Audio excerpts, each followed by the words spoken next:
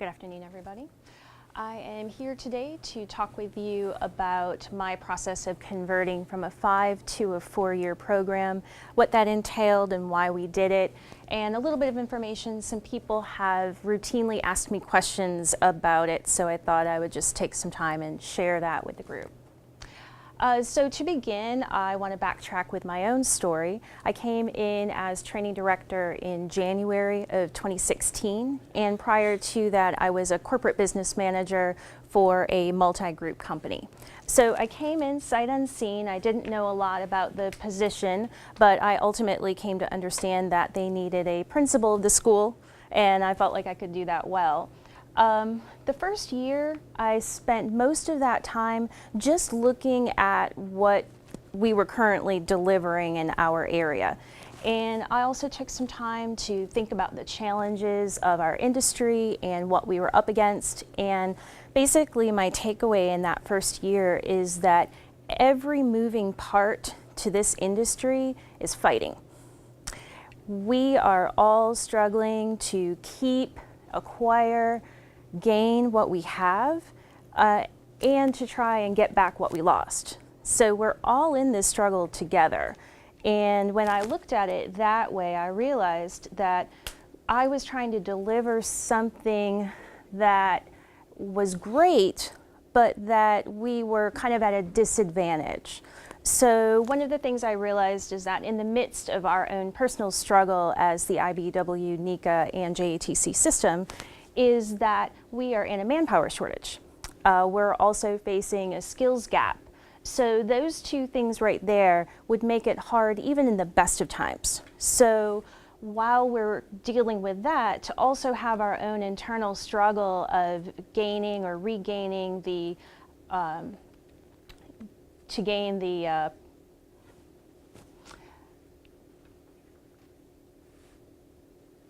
market share. To gain the market share in our industry is difficult. So in looking at all of that, I also thought about some other statistics that I'll throw out there. One is that the Manpower group that has examined the skills gap, they looked at this as well and realized that the average age of apprentice is 28. So when I looked at that, I realized that we were a second or third option. So somebody is coming to me as an apprentice after they've already tried something and not been successful. That means that I am not wasting, but that we don't get that talent for 10 years. I really want to try and gain people when they're 18, not when they're 28. So I thought, okay, what can I do to get competitive and to increase the talent that is coming our way? And one of the easy ones to me is, well, we have a 5-year program. How can I be competitive with a 4-year university who spend a lot of marketing money and trying to take the trades, people from the trades away and over to university? So if we have a 5-year program and they have a 4, and I want an 18-year-old who can't even envision the next year of their life to give us 5, it just made sense to me to think about the fact that maybe we can do this in 4 instead. So I looked at that. I was thinking about it during my first year and wondering if that was a possibility. And I called Todd Stafford, the executive director of the Electrical Training Alliance, on something unrelated. He was going to speak in front of the IBEW in Las Vegas. And he was going to share, he told me he was minutes away from sharing the fact that each local could change the JATC model to suit their needs. When he told me that, I said, well, I'm really curious about that.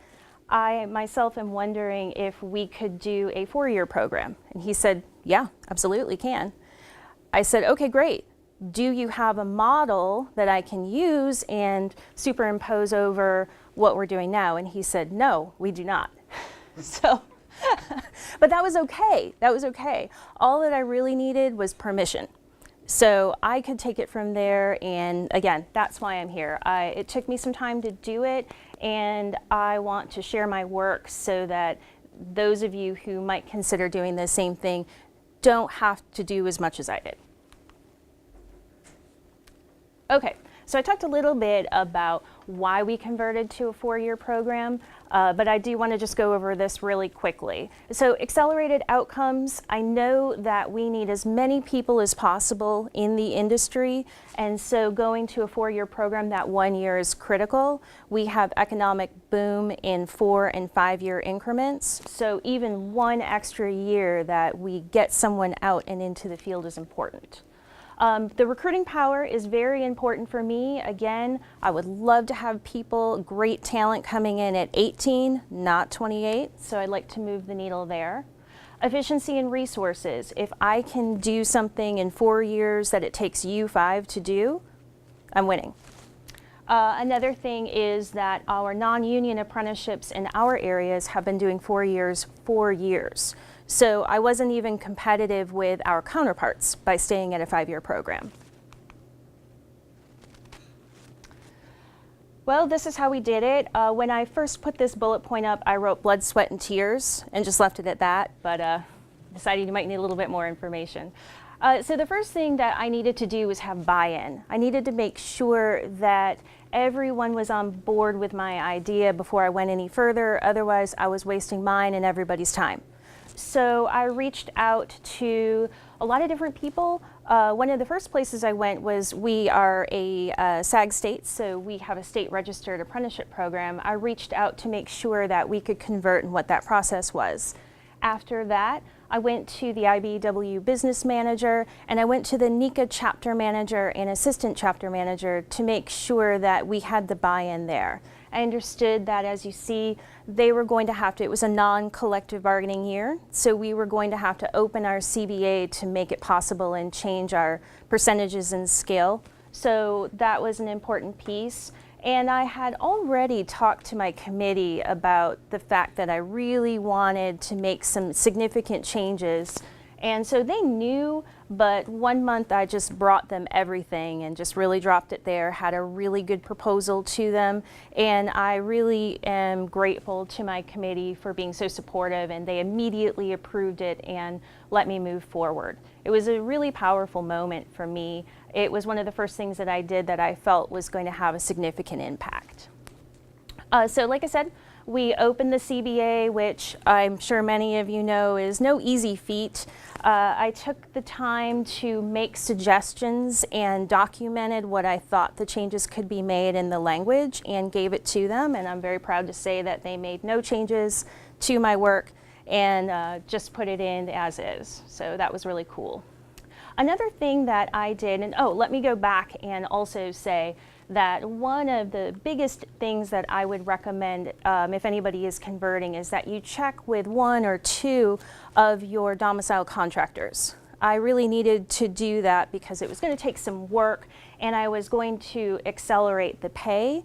Some people don't have to do that, but I thought, if again, my purpose is to attract talent, I want to be competitive in our wages as well. I had the full support of our contractors, and so I was able to condense our 5-year track to 4 with increasing the beginning percentage. And so what that means in layman's terms is that in our area, in January, a first-year apprentice can begin at $16 an hour, which is good, very good, especially if you have no previous experience. Next, I modified the curriculum layout to deliver the material in 4 years. I'm reading that verbatim because that was where the blood, sweat, and tears came in. I am not an electrician, but I am a good administrator, and I was going to definitely see how good I was when I did this process. So I started. What we did, I have this here, and I'm happy to share this again with anybody who might have an interest. So you can't see this super well, but I can tell you our color codes. So this is coming directly from the CLCS system in the Electrical Training Alliance. It's basically their guide to make sure that we have enough credits to deliver a diploma and certification from them. So your purple is your core curriculum that across the nation you are required to deliver. So as you see, the first year, and this is the way it's always been, it's all core. Over here, you've got orange. These are our applications, and so basically it's demonstrated skill. We have a lot of that in the first year. There's just a lot of territory to cover. So I put a lot of that in the first and second year. Second year is really when you begin to notice a little bit of change. And for those of you here who are familiar, you'll see the blue. That's our advanced courses. In a normal second year, there are no advanced courses. So we've extended some of the advanced courses there. You see we've got less demonstrated skill because we did a lot of it in the first year. In the third year, we're still going strong with core. We've got a few advanced courses, and then again, a few of the more advanced applications.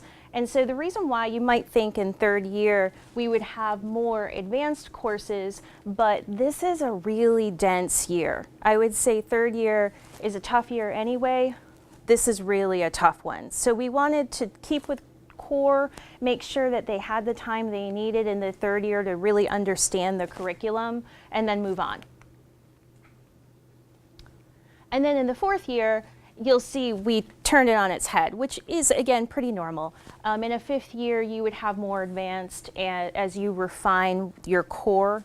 So we still have some core, though, and then mostly advanced courses. And for those of you who don't know, our advanced courses, we have some freedom to choose what we'd like to deliver in our curriculum per our local area. And then for those of you who have craft certification, Ms. Tina Williams, who is in our Charlotte JATC, she actually came up with this one. So it was very shortly after I rolled out the 4-year program that she chose to go with it. And at this point, all of the Carolinas, except for one, have converted to the 4-year program. But this is her work, and she did a great job with working with the craft certification booths and condensing that down to 4 years as well. Okay, so I'll go back for just a second, only to say that going through the curriculum process, again, it was difficult because so much thought and effort was put into the 5-year program. To put it into 4, I wanted to be careful and I wanted it to be sustainable. That was very important to me. We've talked a lot about that here in Greensburg. I didn't want to just jump on a bandwagon. I really wanted to make sure that what I did was something that could be carried to other people in other local areas. So I asked Dr. Jim Boyd, who is our curriculum guru over there at the Electrical Training Alliance, I asked him to review it, and I'm really proud to say that other than one item, he kept it as is. So, but that wasn't me. That was really, I started the work, but where I was willing to let it go to other people. My instructors looked at it, I had random people look at it. I really wanted, again, to make sure that we had as much input as possible. And this is now our 2nd year of delivering it. It's going very well. Okay. So speaking of going very well, I'll tell you what we really like about the program and how it's successful. And I'll also give you spoiler alert, we love it. It's going great. We have no intentions of going back to a 5-year anytime soon. But it's more attractive. I have seen, and it's been commented in our group, that the level of talent that I'm bringing in is significantly different. And that's not to say that the folks that I already have aren't talented and great. They are, but I had my 4th year's joke that the first years were going to work them out of a job within a year. It just is what it is. The people who are coming to me, they're coming younger, they're coming talented, the pay is higher, so the expectations are higher, my complaints are down, people are really just taking hold and enjoying the program. Again, the increase in apprentice wages helps a lot with that. And everyone in the system wins. What I like about that is I don't have anybody who feels disgruntled about the change. Every part of the industry likes what I'm doing, and that, as all of you know, that's quite a feat in and of itself. Okay, here's some challenges that we've had and that came up, and I wanted to make sure to share it. We had a lot of difficulty in accelerating our upperclassmen. Going back to when I rolled this out, I kept it very quiet, and I would recommend anybody in this room who might be thinking of doing it, keep it quiet until you're ready to roll it out so that it doesn't kind of go to people sideways and you aren't the one who's getting in front of it and basically rolling it out the way that you want to. So I'm really lucky nobody gave spoiler alerts, and we all sat down and had a meeting with our apprentices. The first and second years, I rolled them into 4, but the third, fourth, and fifth years, we really had to get their buy-in, and so I asked them to take a vote on whether they wished to accelerate. A lot of other places, they just start with the first years, but I thought a fifth year would probably be pretty disgruntled that they didn't get to go in 4 years instead of 5. So I promised that I would accelerate everyone's program if they were willing to do the work, but it was up to them. Everyone raised their hand that they wanted to be accelerated, which is great. I was not their scapegoat when they didn't feel like doing their homework. And I had their buy-in, so they were willing to do what it takes. And I'm also really glad to say that at this point, I've graduated everyone who was on the 5-year track early. Some 1 semester and some a whole year.